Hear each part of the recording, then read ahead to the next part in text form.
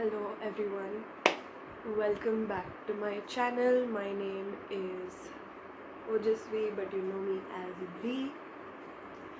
Today's video is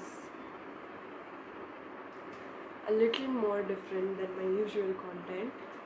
I am known to be doing a lot of K-pop content, a lot of K-drama content. For my long form videos, there's usually not much about Indian television or Indian movies. As far as I know, there's one video, but other than that. So, in today's video, we are going to be talking about the movie that recently came out on Netflix that a lot of people are criticizing. So I thought I would, hop on the train and analyze the movie as a viewer. I don't have any certificates or anything in this. Just gonna have a cup of coffee and talk about the movie. This is about the movie NADANIYAAN that was released on 7th of March, which is yesterday. Right now, as I'm speaking, it's 8th of March, Women's Day, Saturday. Happy Women's Day, by the way.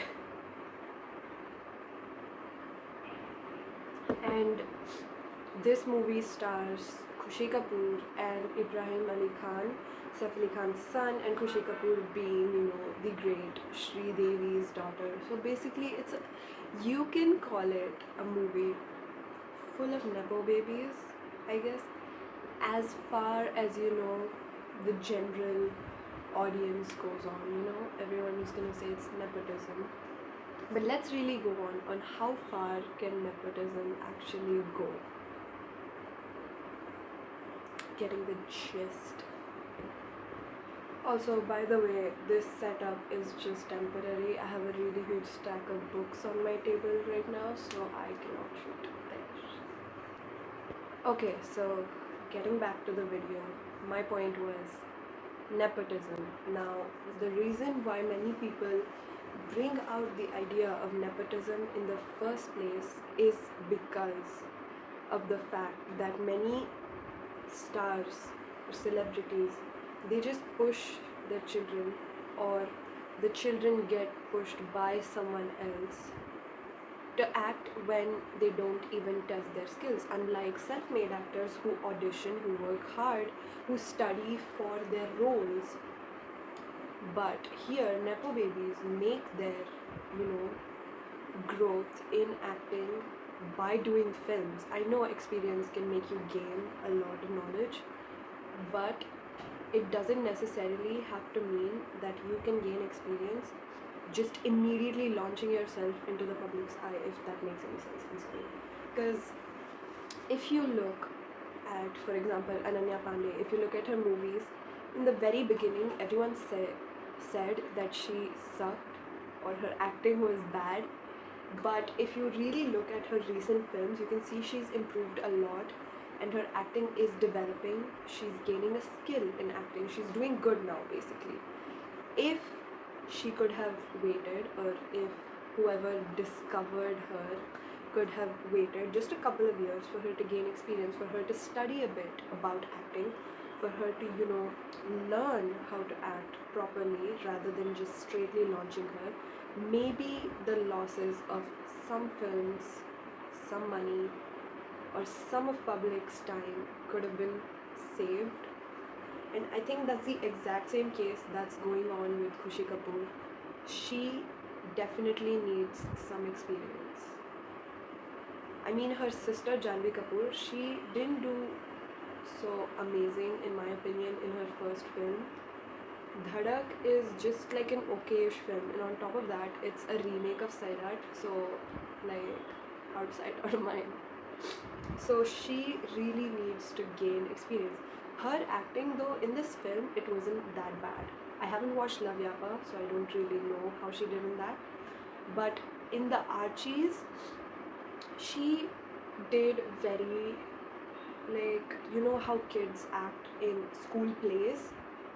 That's how it felt. It felt very fake.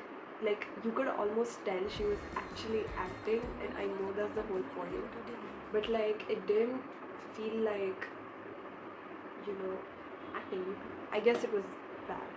I'm sorry. She felt very stiff in that movie, but in Nadania she did loosen up a bit. The movie, first of all, the story is very, very, very similar to multiple American high school movies slash series.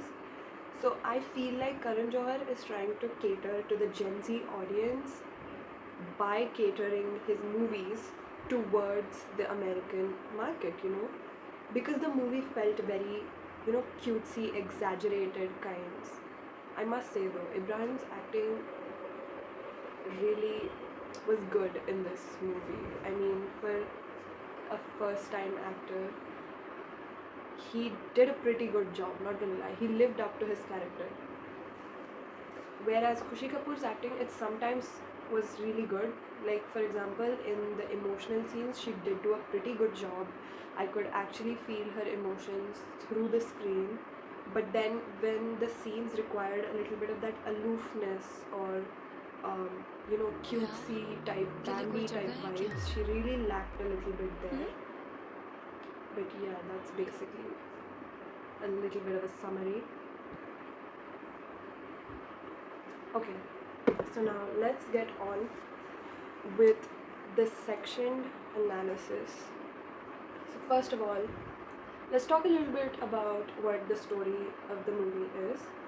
The story of the movie is basically that Pia, this girl, who, by the way, the story is supposed to be set in high school, 12th grade, you know, before college. See, very, very American movie-ish, right?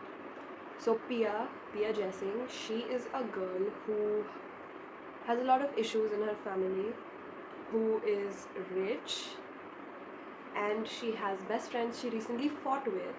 In the beginning of the movie, she's looking for a guy. So that's made clear in the very first few minutes of the movie. And then she wants to seek validation from her friends. So she basically hires someone, see, fake dating trope here. She hires someone to be her boyfriend or her date for her birthday, her upcoming birthday, where she's like, guys, I'll introduce you to him on my birthday. Till then, you know, enjoy the secret, whatever. And so this is when Ibrahim's character Arjun Mehta comes into picture. He is supposed to be a, you know, a middle class family guy. His mom is a teacher at their high school and his dad is a doctor. He transfers from Noida to Falcon High, which is the university, which also, by the way, not a single school is ever going to be named Falcon High in India, that to Delhi, I'm pretty sure. I'm not even joking. Even for upper class people, elites ka school, that's really, really unrealistic. Just saying. And so, in that, then we find out later about Arjun's character. He's supposed to be a very goal-oriented person, and someone exactly who Pia is looking for, you know, smart, handsome, and, you know, who has good looks.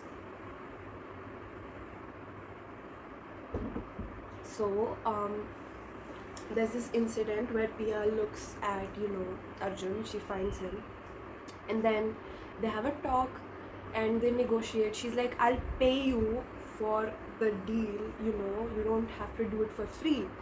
And so he, you know, finds like a catch in there. So he's like, pay me 25K a week. She only wants him to do the job for 1 or 2 weeks, and she's like, I'll pay you 10K per week, which, by the way, where are these 12th graders getting 10K per week? Anyways, it's a movie. So she says like done, because he's her last resort. So they make a deal, and slowly we can see how Arjun is slowly falling for Pia through this process. They take a couple of soft launch pictures, and then the movie just moves ahead from there. In that, though, they have shown a lot of unrealistic tropes, and I think for that, only one person can be blamed. It's most definitely the person who took the story ahead. If you know what I mean, if you know who you are. But yeah, that's what it is. And the story, not gonna lie, the dialogues, the writing was not bad, but it's not suited for an Indian audience's taste, you know. But this is not even in the case of like how some movies get ignored simply because they're masterpieces and the Indian audience wants masala pictures. It's not even because of that. It's because literally this movie does not fit into the characteristics of an Indian movie. If they were going to make a movie about, you know, this story, they could have executed it much better in, you know, the Indian set or background. Make it a little more relatable, Indianized, I guess. Which, by the way, first of all, fake dating isn't even relatable.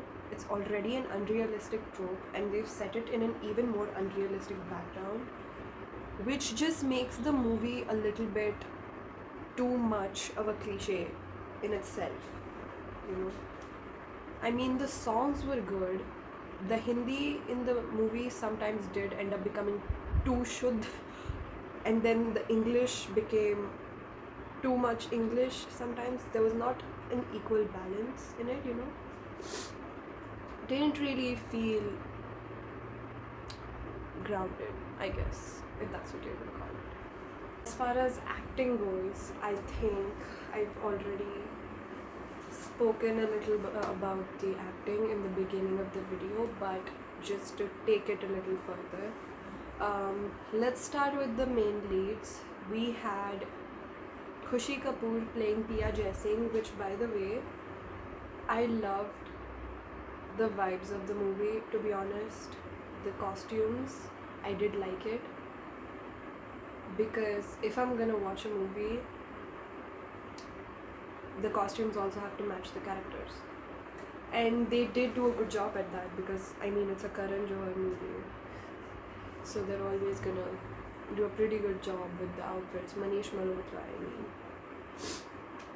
But Khushi Kapoor's acting in this did not disappoint as much this time.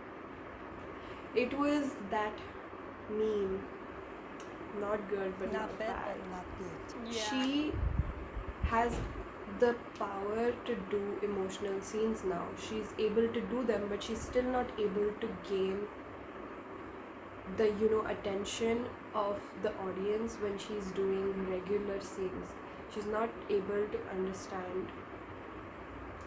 Here we can just take any scene, for example. She seems like she's trying too hard in many of the scenes, like a little bit overacting, you know. But I will appreciate that she is improving. So as far as Ibrahim Ali Khan goes, he did a pretty good job for his debut film. Not gonna lie, he did a pretty good job. But I'm just gonna say this, during some of his like aggressive scenes, he seemed way too aggressive. Again, there's a lot of difference between subtle acting and capturing the audience's attention versus overacting and getting the audience's attention. Both of them get the attention, but both for the very different reasons. He can obviously improve. He's just now started, so he still has time. And then for the side roles, I was very shocked by this, by the way. Rebel Kid, what is she doing in this movie? She played the role of Ria, one of Pia's friends, and her acting was good, honestly. She did what she was asked for. That's it. And Archana Puran Singh ji, Miss Braganza, the iconic role, was brought back in this movie, and she did a good job. She did what she was asked for. See, basically everyone did what they were asked for, only that much. The older actors who were in the movie, They did a very good job. It's the main leads and a couple of the side characters that, you know, need to do a better job, I guess. Now, just a little bit of an extra. The writing, I saw somewhere in an article that people were saying that the writing was really bland, and I kind of understand, but there's some times in that movie where it almost seems like there's too much seasoning. You know, when you have too much seasoning in food, it, you know, ruins the taste, overpowers everything. That's how this film was. Basically, this was a really bad take of Indian cinema trying to make a American high school story. I kept on saying this in my mind the whole time I was watching it. I mean, Pia and Arjun's scenes were really cute. The story was really cute, but the writing could have been executed in a whole different way. If you would have taken this in any way like the old 2000s Bollywood movies, it would have been such a hit. The actors wouldn't have been criticized, and I mean, the movie would have been a more so of a hit, you know. Rather than being a Netflix movie, it could have actually been released on television or on like theaters. It had a very solid chance of making it, but it barely passed. Well, more so over, my rating of this movie is going to be, even after yapping so much about it, because I actually love the scenes of Pia and Ibrahim. They look really cute together. Oh my god, I just mixed the actors' names. Sorry. The scenes of Pia and Arjun, actually really liked how their scenes were executed. Their chemistry was not bad. Not bad. Better than Junaid and Khushi's.